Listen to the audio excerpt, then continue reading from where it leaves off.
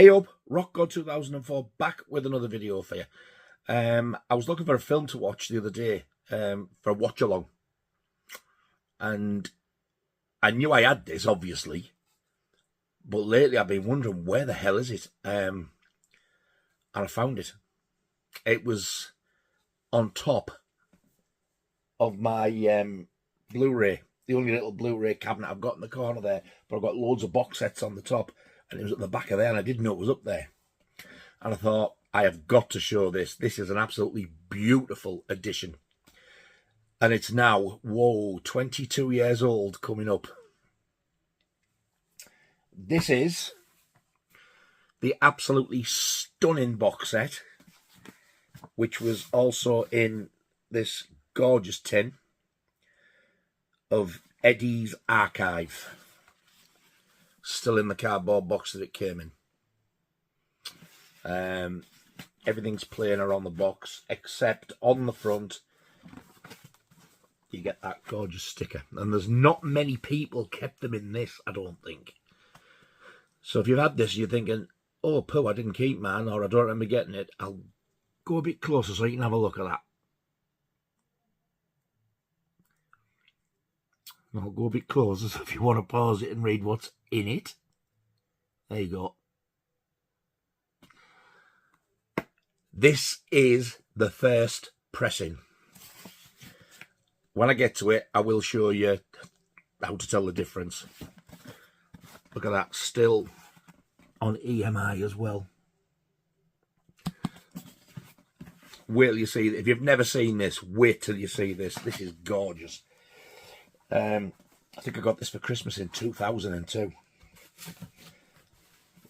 All bubble wrapped still. It has been opened. I have played it. It's CDs, this, not vinyl. But I've kept that on the top as well. I've really tried to look after this as best I can. And I'm glad I did. I'm glad every time I take this out, it goes back in the box. Because most of these ended up rusty from what I've seen for sale. But look at that. How nice is that? It looks as new as the day it arrived. That's all embossed and it's all metal. The bottom is, I think, is where they normally start to rust. There's a bit of glue or something on that there, like not that I've put on, but that's the back of mine. And then you get all these beautiful illustrations all around the edges, and then you get that on the front. Look at that.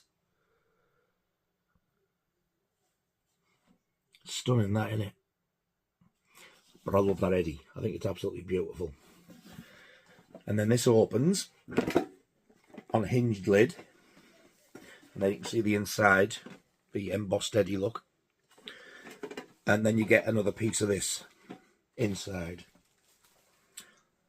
And then the set looks like that.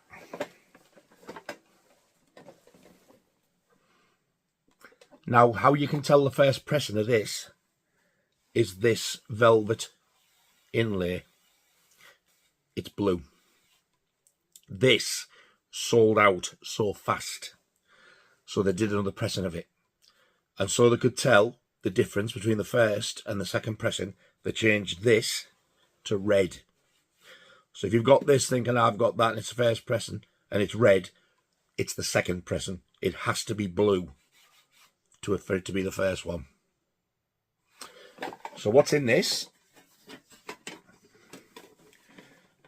First of all, you get this absolutely beautiful, I think they said it was called a pewter glass or something like that. It's like a shot glass, but on this lovely metal thing with all these little eddies. You see that? Yeah, all the eddies around it. I think it looks like the Trooper or something similar. It's all the same head anyway. And they're all the way around.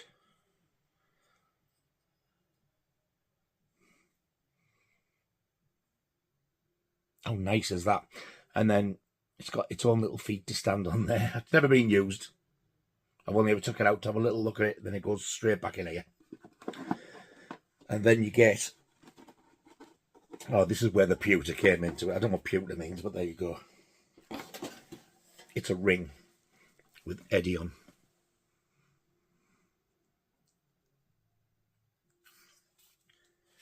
Oh, there it is. It's beautiful, that, isn't it? The detail on the square bits and stuff. I don't know why that's blank. I wonder if that's in case you wanted to get it engraved, but no, thank you. So that's the ring. I don't think it's to wear. I think it's to hold stuff like this. Which brings me to this. It's like a, look at that paper. How look it like? It's like a brownie tinge, like an aged look. And this is an Iron Maiden family tree. Look at that. Real nice thick card as well. So it starts off at the top with Steve Harris's Fest Band, Gypsy's Kiss, and then down to Smiler, and then it goes through all the various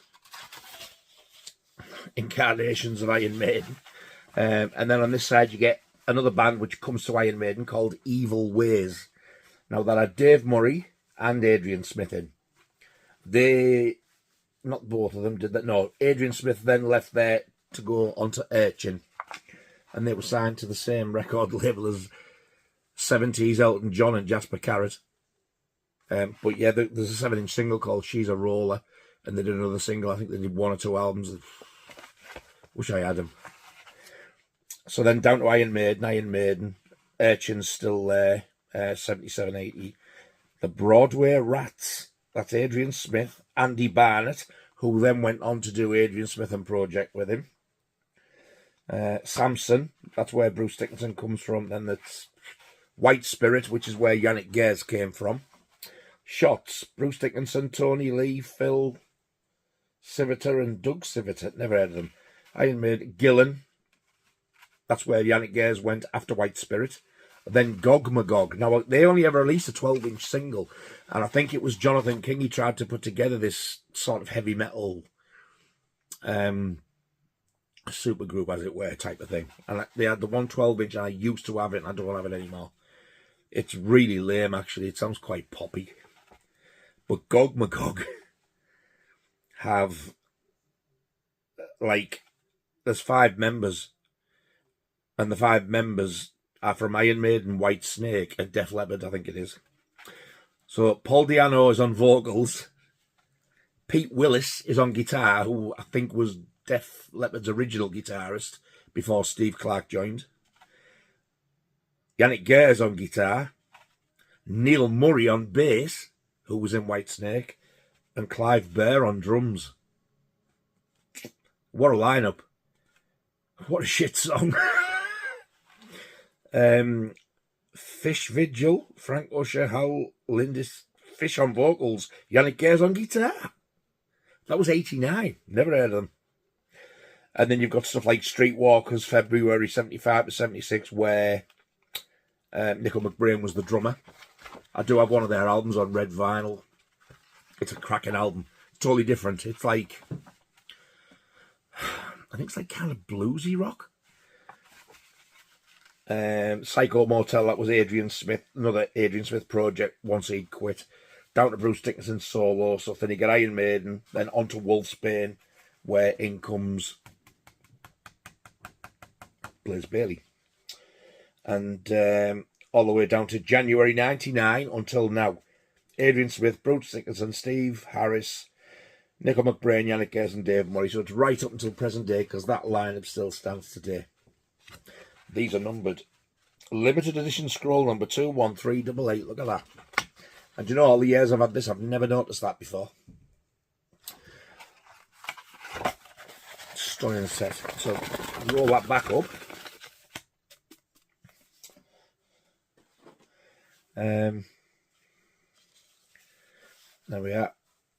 And I'll poke that straight through my big ring. You filthy beast! I told you it was a nice set, this. So I'll put that back in there.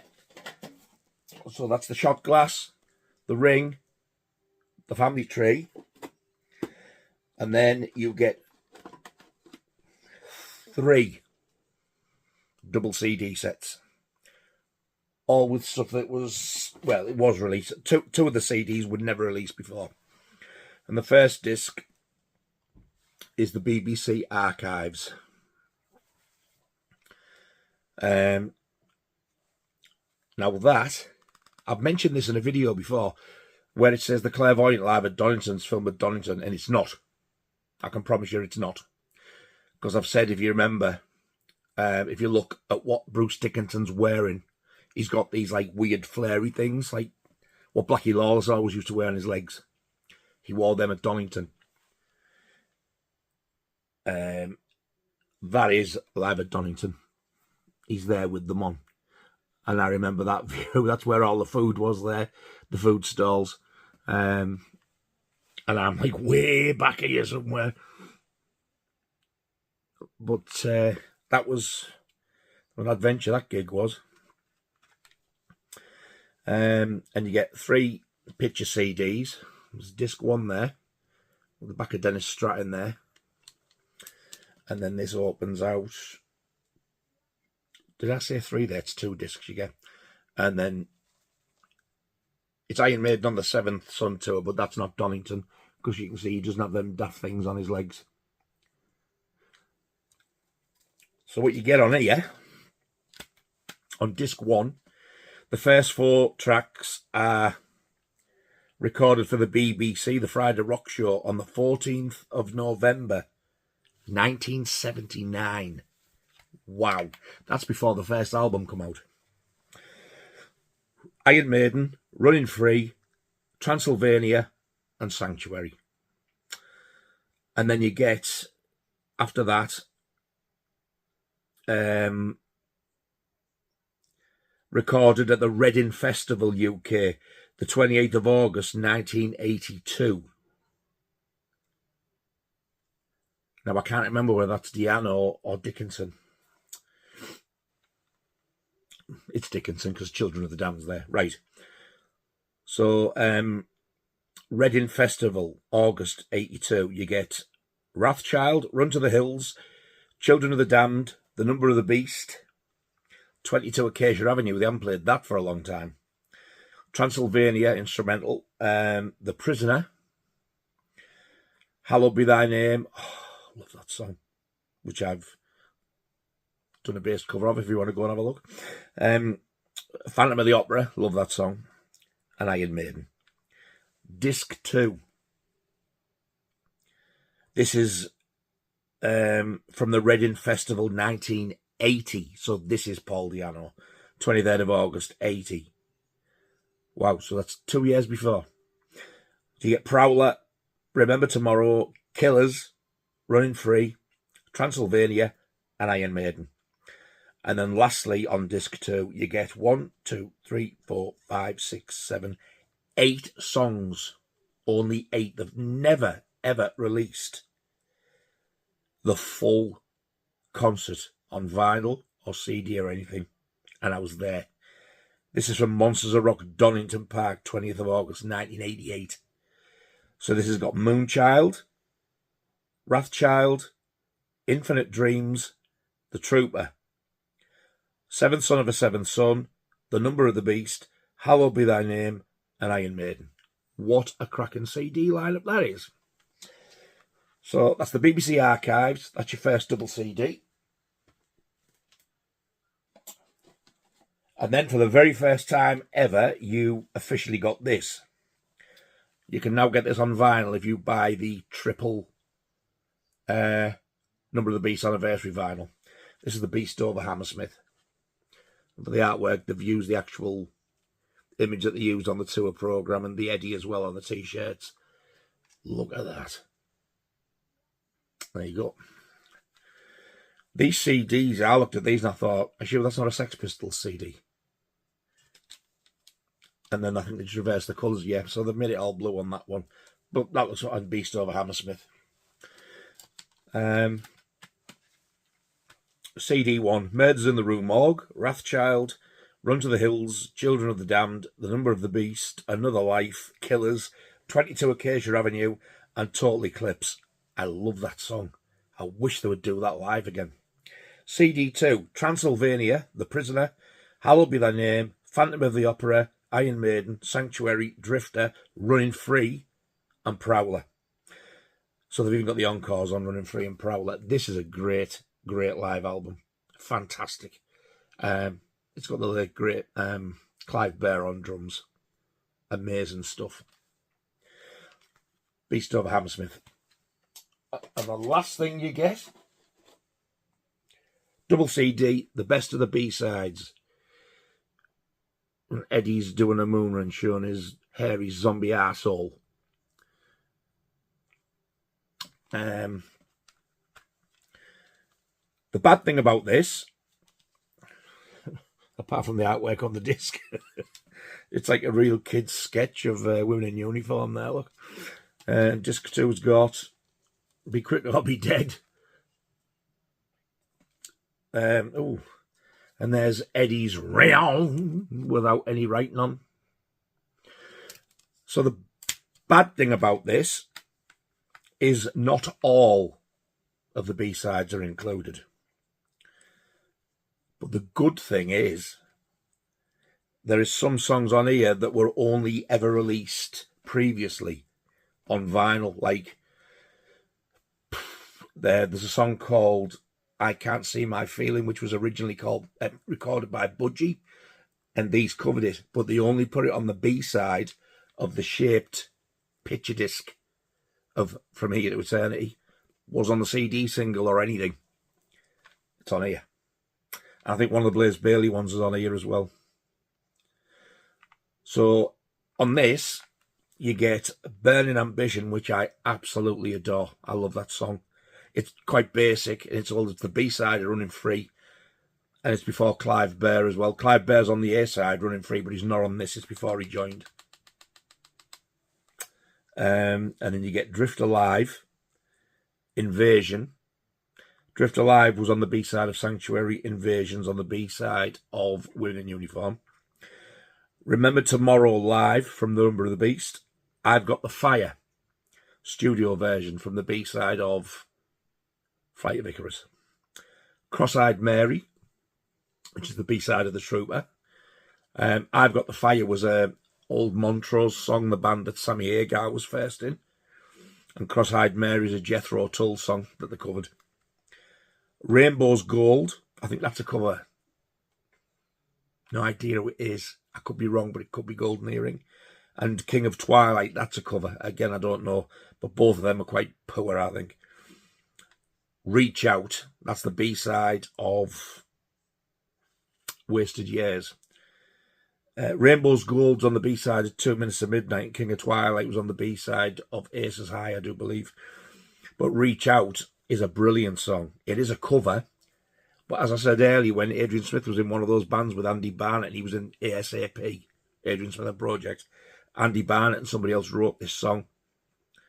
So he's covered it. It must have been from his mate's band. And Adrian Smith is on lead vocals.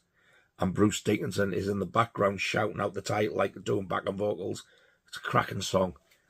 And it's totally made nice. It sounds brilliant. That Girl, B-side of Stranger in a Strange Land. Juanita, B-side of Stranger in a Strange Land. Now, both of them songs get on my wick. Yet to put them on. Yet stuff like Mission from Harry, The Argument from 2 Minutes to Midnight ain't on. The Sheriff of Huddersfield, that's also the B-side of the 12-inch of Wasted Years. Black Bart Blues, love that song, it's so funny. B-side of Can I Play With Madness. Prowler 88 and Charlotte the Harlot 88, B-sides of The Evil That Men Do. I think the initial plan was to do a couple of songs off the debut album with that current lineup at the time. So they did Prowler and Charlotte the Harlot. I think they were going to do more for future B-sides. And it just never happened, which is a shame. I would like to see them while they're still going now with this lineup, because I know Steve Harris absolutely hates the production of the first album. I would like this lineup to go into the studio and re-record the entire first album and just release it and include Sanctuary on it and possibly Women in Uniform. So that's the end of CD1. CD2 has All in Your Mind and Kill Me Ce Soir. Now, I know Kill Me Ce Soir is definitely a Golden Earring song. Both of them are the B-side on the 12-inch of Holy Smoke.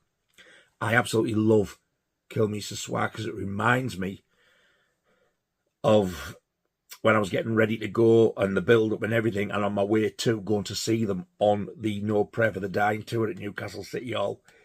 Always reminds me of it, always. I'm a Mover and Communication Breakdown. I'm a Mover was originally recorded by Free, who I despise, and Communication Breakdown was originally obviously by the mighty Led Zeppelin. Both of them are on the B-side of Bring Your Daughter to the Slaughter.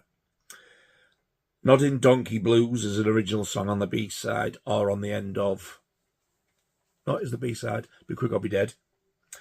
Space Station number 5, that's another Montrose song, which is on the Be Quick or Be Dead single. I Can't See My Feelings, only previously available on the shaped picture disc of From Here to Eternity, like I said.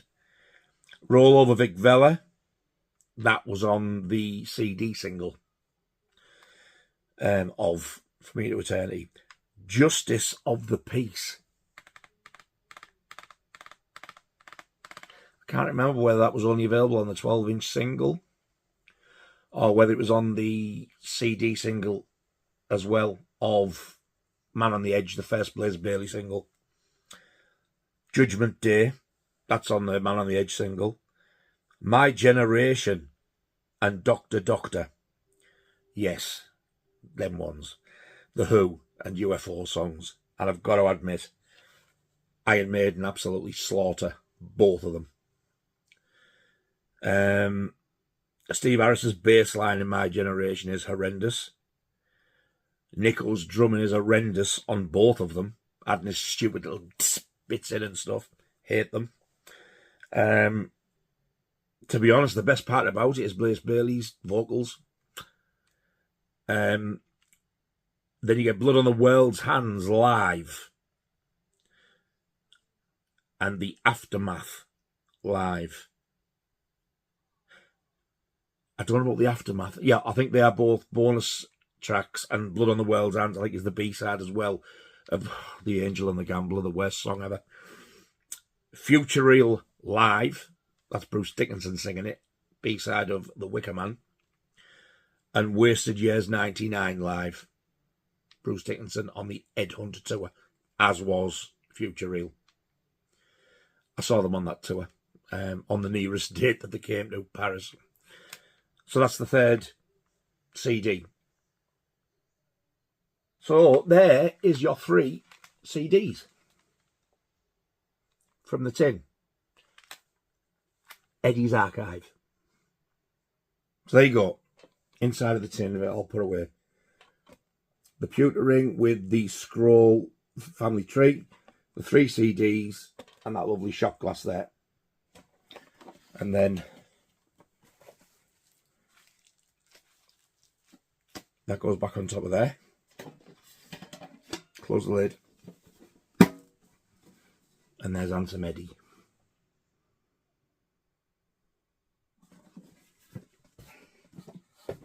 Back in the box.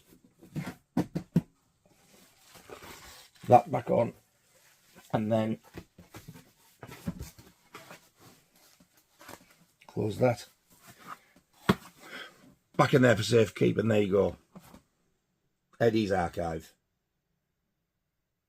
How nice is that set? Like I said, I've had that 22 years now. Wow. Don't feel it. Mine, honestly, with that, I can honestly say mine is the best condition one I've seen, because a lot of people didn't keep them in the box and didn't keep the bubble wrap on. So a lot of them have rusted. Even the red ones, the second pressing, they've done the same. I don't know whether the second pressing came in the box with the sticker on. The big sticker on the front. But, yeah, I love that. I absolutely love that set. It goes for It goes for about 200 quid now as well, believe it or not. I can't remember what it was new, because I got it for Christmas. I think at the time, I'm guessing it was around about somewhere between 50 and 80 quid, but I really can't remember. I'm just glad to have it. First present as well. And that was mine from new. It's only the vinyl I had to really rebuy. I got my CDs, so that is mine from new. So there you go. Eddie's Archive. I hope you enjoyed this one. And thank you so much for watching. Really appreciate it. Thank you very much for subscribing, everybody who has. It means the world to me. And thank you for your continued support and for watching my endless gubbins. I'll see you very soon on the next one. Until then, you all take care of yourselves. Ta-ta.